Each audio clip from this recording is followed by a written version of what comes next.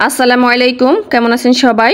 সকাল এবং বিকালে খাওয়া যায় এমন একটা নাস্তা রেসিপি নিয়ে হাজির হয়ে গেছি। চাইলে কিন্তু এটা টিফিনও তৈরি করে দেওয়া যাবে আর খুবই কম উপকরণে একেবারে তেল ছাড়া কিন্তু এই নাস্তা রেসিপিটা আপনাদের সাথে শেয়ার করব। আশা করছি আপনাদের কাছে ভালো লাগবে। ভালো লাগলে ভিডিওতে লাইক দিবেন, কমেন্ট করবেন আর আমার চ্যানেলটাকে সাবস্ক্রাইব করে নিয়মিত আমার চ্যানেলের সাথেই থাকবেন। এখানে প্রথমে আমরা একটা ডো তৈরি করে নেব। নিয়ে নিচ্ছি এখানে আমি 1 কাপ আটা, আপনারা চাইলে ময়দাও নিতে পারেন। দিয়ে দিচ্ছি 1 চা চামচ চিনি, 1 চা চামচ দিয়ে দিচ্ছি ইস্ট। এখন খুব ভালো করে উপকরণগুলো একসাথে মিশিয়ে নিচ্ছি। দিয়ে দিচ্ছি লবণ, লবণটাও খুব ভালো করে মিশিয়ে নিয়েছি। এখানে আমি হালকা কুসুম গরম পানি নিয়েছি। এখন পানিটা অল্প অল্প দিব আর ডোটা মাখাতে থাকবো। তবে আপনারা চাইলে এখানে কিন্তু গরুর লিকুইড দুধও ব্যবহার করতে পারেন। এখন ডোটাকে আমি কিছুক্ষণ মেখে নিয়েছি। দিয়ে দিচ্ছি 1 টেবিল চামচ রান্নার তেল। এখন ডোটাকে আবারও কিছুক্ষণ মথে নিচ্ছি। এখানে আমি 5 থেকে 6 মিনিটের মতো ডোটাকে খুব ভালো করে মথে নিয়েছি। তারপর দেখুন আমাদের মসৃণ একটা ডো তৈরি করা হয়ে গেছে। এখন এই ডোটাকে আমি রেস্টে রেখে দিচ্ছি 30 মিনিটের জন্য। আপনারা চাইলে আরেকটু বেশি সময় ধরে রাখতে পারেন। এখন আমরা পুরটা তৈরি করে নেব। আমি দিয়ে দিচ্ছি 1 টেবিল চামচ রান্নার তেল, হাফ কাপ দিয়ে দিচ্ছি পেঁয়াজ কুচি। পেঁয়াজটাকে হালকা একটু নাড়াচাড়া দিয়ে দিচ্ছি 1 চা চামচ আদা বাটা, 1 চা চামচ দিয়ে দিচ্ছি রসুন বাটা। এখন আদা রসুন আমি পেঁয়াজের সাথে কিছুক্ষণ ভেজে নিয়েছি যাতে এর কাঁচা গন্ধ দূর হয়ে যায়। আদা রসুনের কাঁচা গন্ধ চলে গেলে এখানে দিয়ে দিচ্ছি সিদ্ধ করা 1 কাপ মুরগির মাংস। এখন দিয়ে দিচ্ছি স্বাদ অনুযায়ী লবণ, দিয়ে দিচ্ছি গোলমরিচের গুঁড়া। এখন আমি মুরগির মাংসটা খুব ভালো করে নেড়ে চেড়ে পেঁয়াজের সাথে মিশিয়ে নিচ্ছি। এখন দিয়ে দিচ্ছি মেয়োনিজ। এখানে আমি 2 টেবিল চামচ মেয়োনিজ নিয়েছি। দিয়ে দিচ্ছি টমেটো সস। এখানে আমি 2 টেবিল চামচ পরিমাণ টমেটো সস ব্যবহার করেছি। দিয়ে দিচ্ছি 1 চা চামচ চিলি ফ্লেক্স।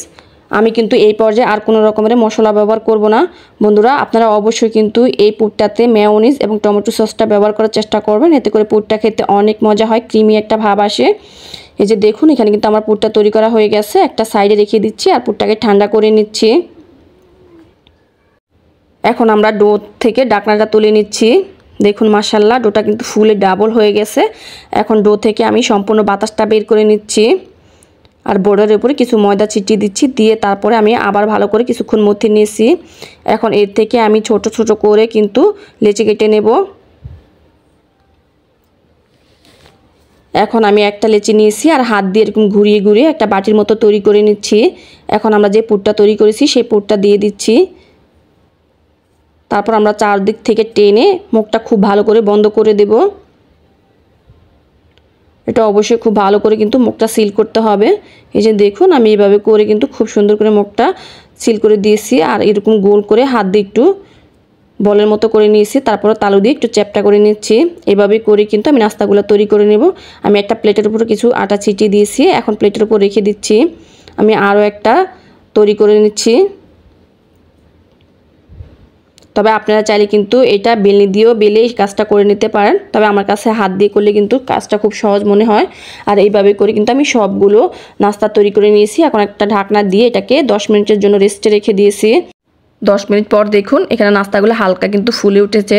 আমি চুলায় কিন্তু আগে থেকে একটা ফ্রাই প্যান বসিয়ে দিয়েছি আর প্যানটাকে হালকা গরম করে নিয়েছি। এখন গরম প্যানের উপরে কিন্তু আমি নাস্তাটা দিয়ে দিচ্ছি। এখানে আমি প্রথমে 4টা দিয়ে নিয়েছি। দিয়ে এখন একটা ঢাকনা দিয়ে এটাকে 5 মিনিটের জন্য চুলার মিডিয়াম টু লো আছে রান্না করে নেব। ফিরে এলাম 5 মিনিট পর। এখন আমি নাস্তাগুলো উল্টে দিচ্ছি। বন্ধুরা আপনারা চাইলে কিন্তু এটাকে তেলে ভেজেও নিতে পারেন। তবে আমি একটু স্বাস্থ্যের কথা ভেবে কিন্তু এটাকে তেলে না ভেজে এইভাবেই কিন্তু ফ্রাই প্যানে ভেজে নিচ্ছি। এখন উল্টে দিচ্ছি। তবে চাইলে কিন্তু এটাকে বেক করেও নেওয়া যাবে। এখন উল্টে দেওয়া হয়ে গেল। আবারও আমি ঢাকনা দিয়ে 5 মিনিটের জন্য রেখে দিয়েছি। এখন আমি আবার উল্টে পাল্টে দিচ্ছি। এখন এর মাঝে দিয়ে দিচ্ছি আমি 1 চা চামচ রান্নার তেল। খুবই কম পরিমাণে তেলটা দিয়েছি, আপনারা দেখে নিশ্চয়ই বুঝতে পারছেন। এতে করে আমাদের নাস্তাটার গায়ে খুব সুন্দর একটা কালার চলে আসবে। তবে আপনারা চাইলে কিন্তু এখানে বাটার দিতে পারেন, এতে করে নাস্তাটা থেকে খুব সুন্দর একটা ফ্লেভারও বের হবে, আবার খেতে আরও বেশি ভালো লাগবে। আর এইভাবে করে উল্টে পাল্টে কিন্তু আমি নাস্তাগুলো ভেজে নিয়েছি। দেখুন কত সুন্দর একটা কালার চলে এসেছে আর সবগুলো নাস্তা আমি এইভাবেই ভেজে নিয়েছি।